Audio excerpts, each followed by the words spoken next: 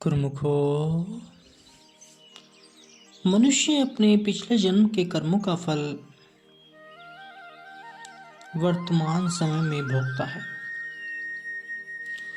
और जो वर्तमान में कर्म किए जा रहे हैं उनका भविष्य में भोगता है। यह प्रक्रिया चलती रहती है। वर्तमान में सच्चे कर्म करने के लिए हमें सच्चे संत महापुरुष की शरण में जाना अति आवश्यक है। जो सच्चे संत महापुरुष की शरण में जाते हैं उन्हें महापुरुष सही मार्ग और सच्ची राह प्रदान करते हैं, जिस पर चलकर मनुष्य अपने वर्तमान कर्मों को सुधार सकता है। गलत मार्ग से भटककर जो प्राणी भटक चुके हैं वे सच्चे मार्ग पर संत महापुरुषों की कृपा द्वारा आ जाते हैं, तो उन्हें भविष्य में यातनाएं नहीं झेलनी पड़ती। गुरुमुखो, ऐसे ही एक सेठ बहुत संत सेवी और सत्संगी था। उसके घर पर प्राय साधु महात्माजन आया करते थे। यह सेठ अपनी श्रद्धा भावना अनुसार उनकी सेवा किया करता था। ठहरने को स्थान एवं भोजन आदि का हर प्रकार का इसने प्रबंध किया हुआ था। सेठ के पास अन्न, धन, वस्त्र, भूषण, नौकर, चाकर, मकान आदि सभी कुछ प्रचुर मात्रा में थे। अर्थात उसके पास किसी वस्तु की न्यूनता नहीं थी, कमी नहीं थी। ऐश्वर्य के साथ समान प्राप्त होने पर भी वह इन चीजों में आसक्त न था। उसका झुकाव सत्संग की ओर अधिक था। उस सेठ का विचार यह था कि पूर्व जन्मों के किए हुए अच्छे कर्मों का फल मुझे अब मिला है, अतः अब मैं जैसे कर्म करूंगा उसका वैसा ही फल मुझे अगले जन्म में प्राप्त होगा। इन विचारों से ही वह अपने धन को अधिक से अधिक परोपकार, परमार्थ, हित के लिए खर्च किया करता था। सेठ के इन उत्तम विचारों का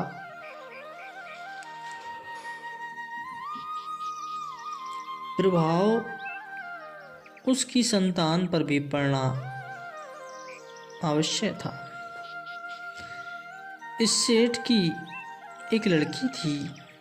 यह लड़की भी श्रेष्ठ विचार रखने वाली थी।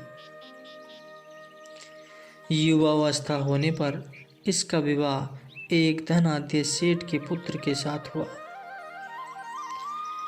वह परिवार यद्यपि धन धान्य से संपन्न था परंतु सत्संग प्रिय नहीं था।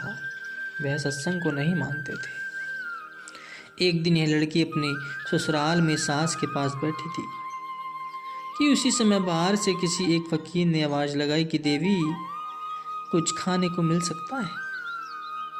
तो सासू जी ने लड़की से कहा, तू जाकर फकीर से कह दे कि यहाँ कुछ नहीं है, यहाँ पर कोई नहीं रहता।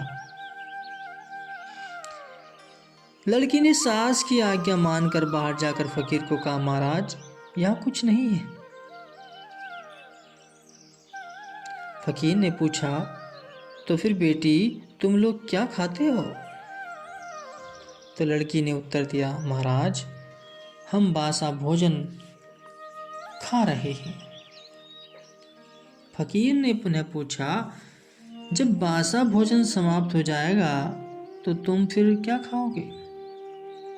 लड़की ने उत्तर में कहा,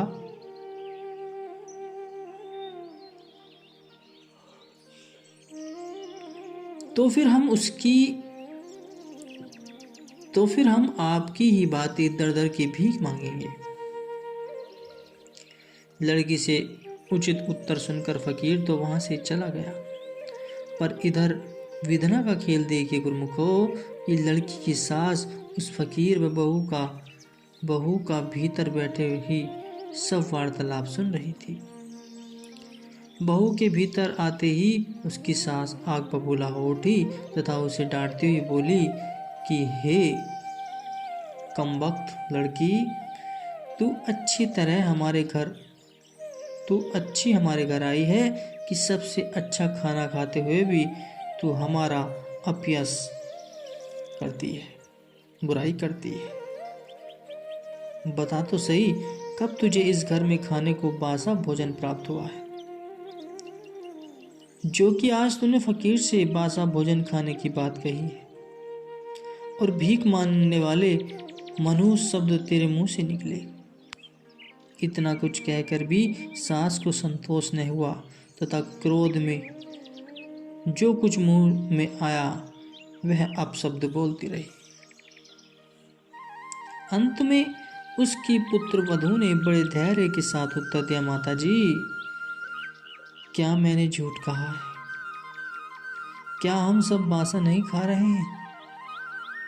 परंतु लड़की की सास ने जो कि मारे क्रोध से लाल पीली हुई जा रही थी, बहू के इतने विनम्रता से दिए हुए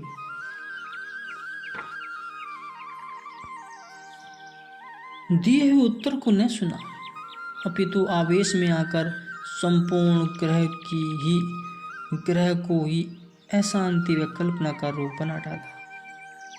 शाम को लड़की का ससुर घर आया।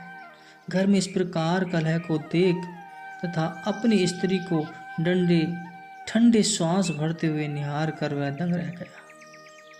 बहू अलग कोने में मुरझाई हुई दुबकी हुई सी बैठी थी। मन ही मन सोचने लगा, आज क्या कारण है कि घर में नीरवता छाई हुई है। अपनी स्त्री से पूछा कि आज बात क्या हुई है, क्या बात है? तब उसने जले कटे शब्दों में कहा, यह सब तेरी नेक बहू की ही करामात है। सबसे अच्छा खाते पीते पहनते हुए भी स्थान स्थान पर हमारा अपयश करती फिरती है। गलियों में जाकर लोगों से कहती है कि हम बासा भोजन खाते हैं, ताज़ा हमें खाने को नहीं मिलता, और जब यह भी समाप्त हो जाएगा तब हम भीख मांगेंगे। तो लड़की का ससुर वैसे तो सत्संग के शुभ विचार नहीं रखता था, परंतु था समझदार और धैर्यवान। उसने अति धैर्य से पत्नी से पूछा कि ऐसी बात क्या है, ऐसा कहने का उसका क्या प्रयोजन हो सकता है। परंतु स्त्री तो अब भी मुंह फुलाए बैठी रही। तब वह अपनी बहू की तरफ बढ़ा और अति प्यार से पूछा, पुत्री,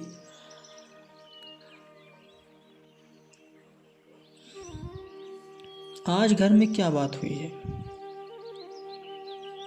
तब लड़की ने सिर झुकाते हुए अति विनम्रता पूर्वक समस्त वृतांत यूं सुना दिया, पिताजी, आज एक फकीर ने द्वार पर आकर भोजन की मांग की। तब माताजी ने मुझे कहा कि जाओ फकीर से कहो कि घर में कुछ नहीं है। मैंने इनकी आज्ञा मानकर उस फकीर को ये शब्द कहे, यहाँ कुछ नहीं है। तब उस भिखारी ने पूछा कि तुम क्या खा रहे हो? मैंने उत्तर में कहा, हम बासा भोजन खा रहे हैं। पुनः उसने पूछा, बासा भोजन समाप्त हो जाने पर क्या खाओगे? तब मैंने कहा कि आपकी तरह ही भीख मांगते फिरेंगे। यह सारी बात सुनकर सेठ जी ने बहू से पुनः पूछा, बेटी, तुम्हें कब खाने को बासा भोजन मिला है? बहू ने कहा, पिताजी, मैंने जब से होश संभाला है उसी दिन से आज तक मैं सुख वैभव में ही जीवन व्यतीत करती रही हूँ। चाहे माता पिता के घर हो अथवा आपके पास, आवश्यकता की सब सुख सामग्री मुझे प्रारंभ से ही उपलब्ध मिली है। किसी वस्तु का भी कभी कमी नहीं पड़ी, परंतु प्रश्न यह है कि यह सब हमें क्यों प्राप्त है। भगवान की सृष्टि में ऐसे भी कई प्राणी होंगे जिनको भी भरपेट रोटी नहीं मिलती और न ही तन ढकने को कपड़ा मिलता है। रहने को आकाश के नीचे धरती के बिछोने पर समय व्यतीत कर रहे हैं। एक हम हैं कि जिन्हें हर प्रकार के सुखदायी सामान मिले हुए हैं, उनमें और हम में इतना अंतर क्यों है? क्या कुदरत की तरफ से पक्षपात है या नहीं? कुदरत तो किसी के साथ अन्याय नहीं करती। यह सब तो हमारे पहले जन्मों के कर्मों का सुपरिणाम है। पहले जन्म के अच्छे कर्म होने से ही हमें सब प्रकार के सुख प्राप्त हो। वास्तव में इसी का नाम ही बासा भोजन है। अगर अब हम इस वर्तमान समय में हम कोई ऐसा साधन नहीं कर रहे जिनका हमें श्रेष्ठ फल मिले, जैसे भजन अभ्यास, सत्संग, साधु महात्मा जनों की पवित्र सेवा, दान पुण्य आदि आदि, जब हम किसी प्रकार के शुभ कर्म ही नहीं कर रहे तो आगे के लिए आशा रखना ही हमें कि इसी तरह से सुख संपत्ति के समान हमें मिलते रहेंगे, यह असंभव बात है। यदि हम यह चाहते हैं कि भविष्य में भी हमें हर प्रकार के सुख उपलब्ध हों, तो अभी से ही उसी के अनुसार दान पुण्य, कथा कीर्तन तथा परमार्थ के कार्यों में अपने धन व अमूल्य समय को लगाना चाहिए। तो सेठ जी ने पूछा, भिक्षा का क्या अर्थ हुआ? लड़की कहने लगी, जिसने जीवन में सुख व श्रेष्ठ कर्म नहीं किए, उसको जैसा प्रारब्ध के अनुसार मिलेगा उसी पर उसको गुजर करना पड़ेगा। जैसे भिखारी को जो कुछ भी भिक्षा में मिल जाए उसको उसी पर संतुष्ट होना रहना पड़ता है। लड़की की ज्ञान भरी बातें सुनकर सेठ बहुत आश्चर्यचकित हुआ। पुनः लड़की से विस्मित हो पूछने लगा, पुत्री, ऐसा उत्तम ज्ञान तुम्हें कहाँ से प्राप्त हुआ? तब लड़की ने कहा, हरि कीर्ति साध संगति है, श्री कर्मन कै कर्मा, बहु नानक तिसी भयो परापति, जिसु पूरब लिखे का गहना। के पिताजी, हमारे पिताजी के घर में प्राय साधु संत आया करते थे। उन्हीं के सत्संग से ही हमें बचपन से ही यह शिक्षा प्राप्त हुई है कि साधु संगति में प्रभु कीर्तन जिसको भी प्राप्त होता है, यह सब पूर्व शुभ कर्मों का ही परिणाम है तथा यही सर्वोत्तम कर्म है। इतना सुनना था कि सेठ की आंखें खुल गईं और उसे ज्ञान एवं वैराग्य हो गया।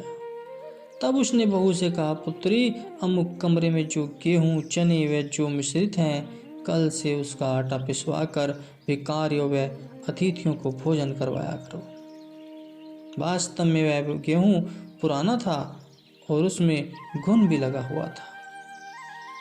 शेर जी के कथनानुसार बहू ने वैसा ही किया और उसी आटे की रोटी बनाकर उसने ससुर के आगे परोसी। चने व जौ मिश्रित रोटी जब शेर जी खाने लगे तो वह रोटी उसके गले से उतरी नहीं थी। उस समय उन्होंने बहू से पूछा, बेटी, आज कौन से आटे की रोटी बनाई है जिसके खाने से गला लकड़ी के समान खुश्क हो रहा है? यह सुनकर बहू ने पूर्वतः नम्रता से उत्तर दिया, पिताजी, उसी गेहूं की रोटी आज घर में बनाई गई है जिसको कि आपने भिखारियों में बांटने को कहा है।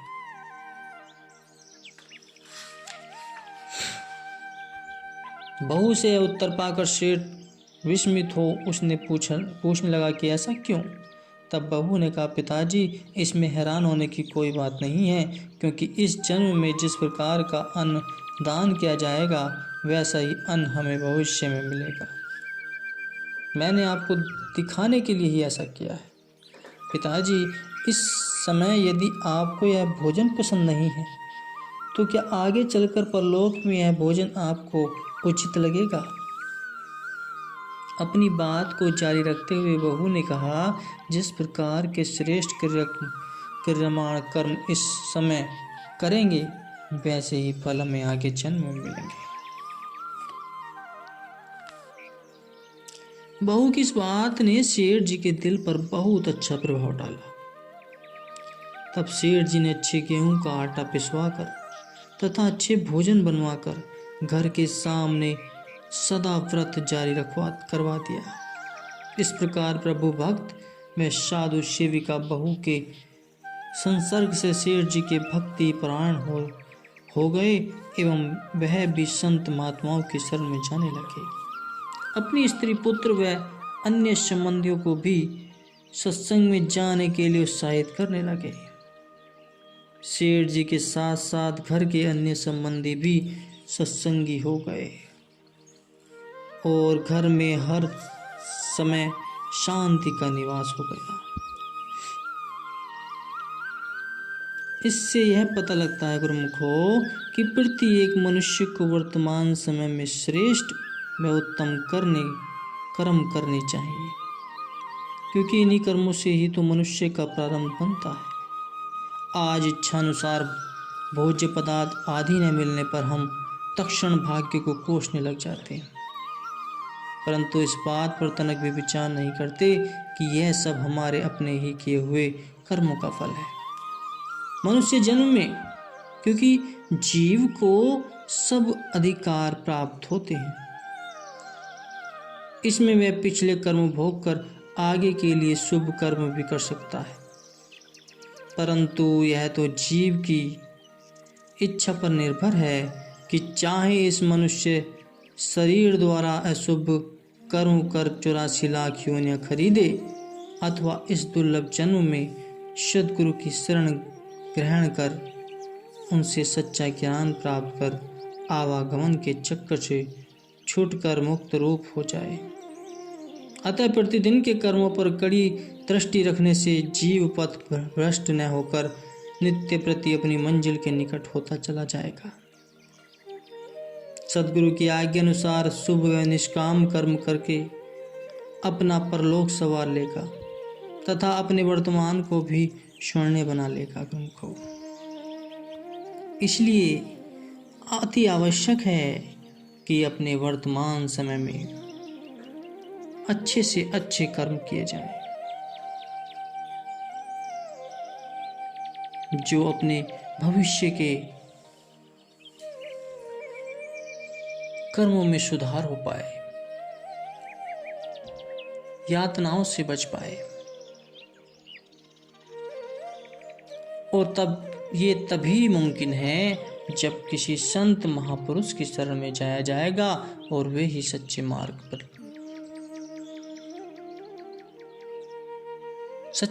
पर चलाएंगे। तभी वर्तमान में सुधार होकर भविष्य में उसकी प्राप्ति होगी।